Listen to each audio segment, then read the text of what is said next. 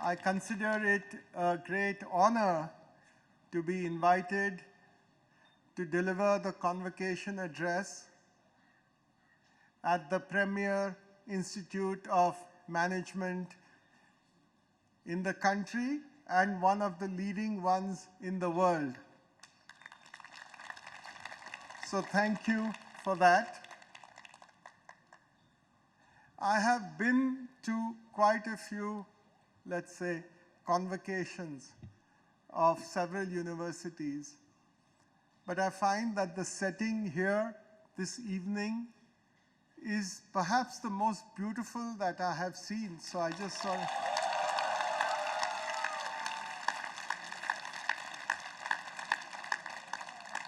And to add to that, the weather is only adding on to that, because in our culture it is said that on any auspicious occasion, if it rains, that makes that occasion even more auspicious. So,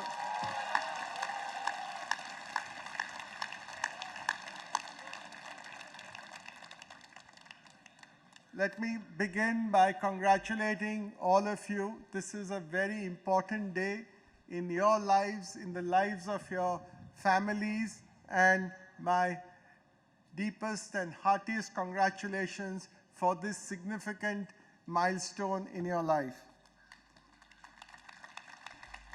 I was wondering what I should speak to you today. And then I was trying to remember my own college days. And what do I remember of it?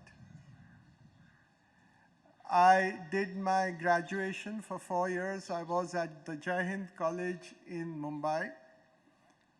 And the thing that I remember the most out of the college, and it's not studies. Today, after I graduated in '75, was the motto of the college. I will and I can. And that's what the principal then explained that, and that's the only thing that really has been etched in my memory and made a deep impact. And so I'm going to share that with you. Our motto said, I will and I can. What does that mean? It said that if you really will something, if you really are passionate about something, if you are determined to do something, then you can do it. Then you have the ability to do it.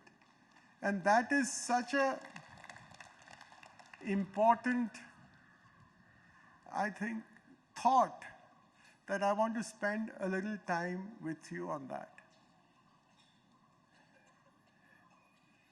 It is said, and this thought is not unique to what my college did, but actually it is reflected in the Upanishads. And that has been the kernel of our group's history over the last 40 years.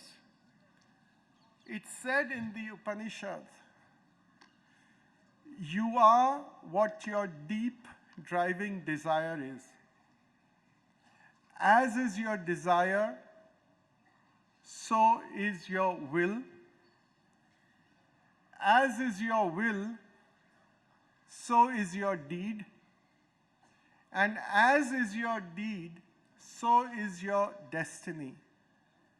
So what is important in this, first of all, I'm going to just highlight it, is the deep driving desire. The next thing is your action, your will. So if you have a deep driving desire, and if you really will it, as I said, if you have the passion to do it, if you are determined to do it, then is the deed, then follow it up with action, and ultimately that action will be your destiny. How important this is, and today what I want to spend time with you is that just share with you some of the stories that I have seen which have worked with me, and I thought I will share them with you so that maybe some of them you like, others you may discard. So this deep driving desire, as I said, was the kernel of our group. And it was in 1988 that we entered into the pharmaceutical industry. Before that, we as a group and we as management had no knowledge about the pharma industry. And when we entered it, it was through a small acquisition. Our rank was number 48 in the industry there. But we as a management team decided that by 2000, we wanted to be in the top 5 in the country. And that time I was young, so I made the presentation to the board saying that we would aspire to be in the top 5 by 2000. And that was a deep driving desire. That passion was communicated across the organization.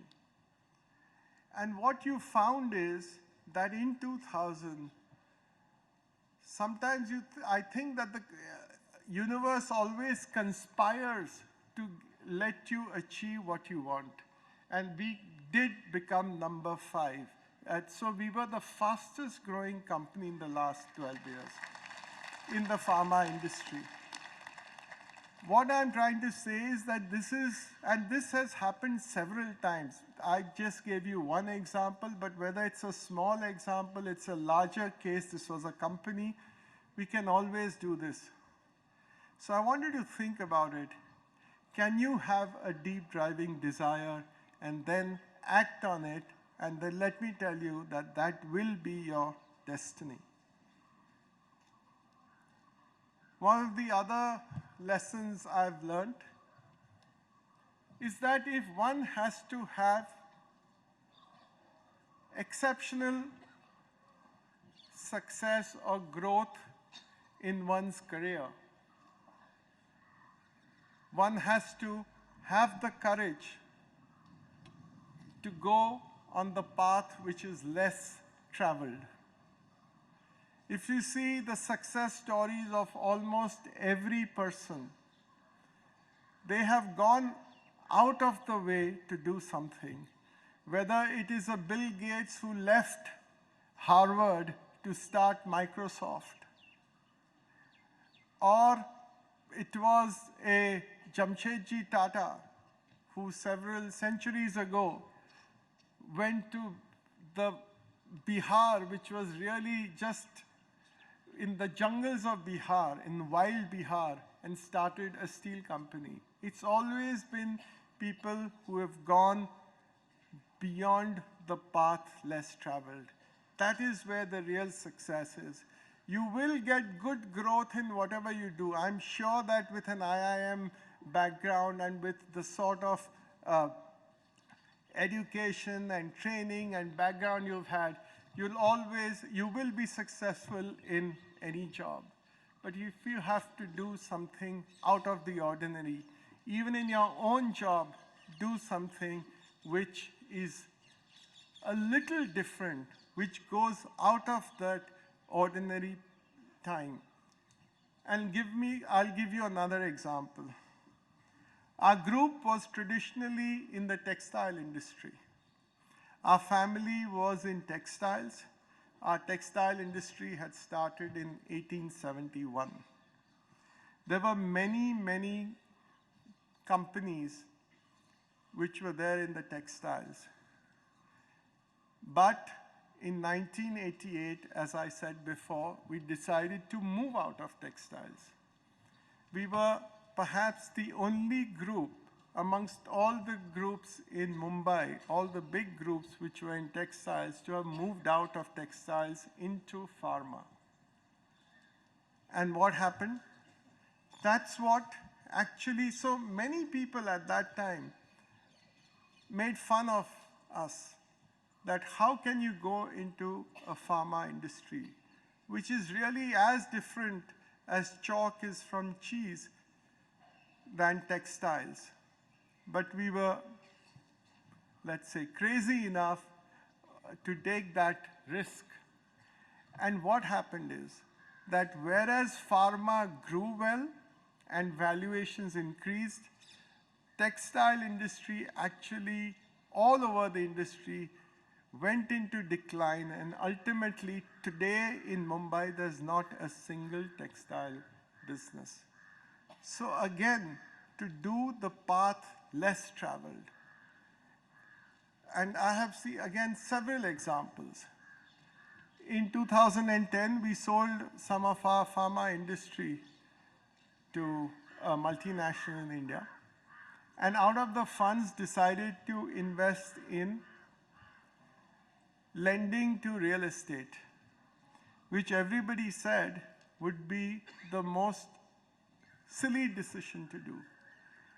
But in fact, that has proved to be the most value-creating decision anybody could have made. So again, what I want is that each one of you, in your career also, think, how can you go the path less traveled? Think, can you have the courage to take the risk? Can you go into out of your comfort zone? And that is what will give you, there may be short-term pain in it, but in the long run, it should make you a benefit. The third lesson that I have learned is that in business, ultimately, if you run or if you have a value-based business, that will create economic value in the long term. Irrespective of what you may say, it is the values that will create value. And I have seen this repeatedly. I spoke about the textile industry and the stresses that were there. Even at that time, when the industry was growing through a difficult period, we decided to repay all our creditors. And that has helped us even today in the financing business. So as I said, it's auspicious, it's raining.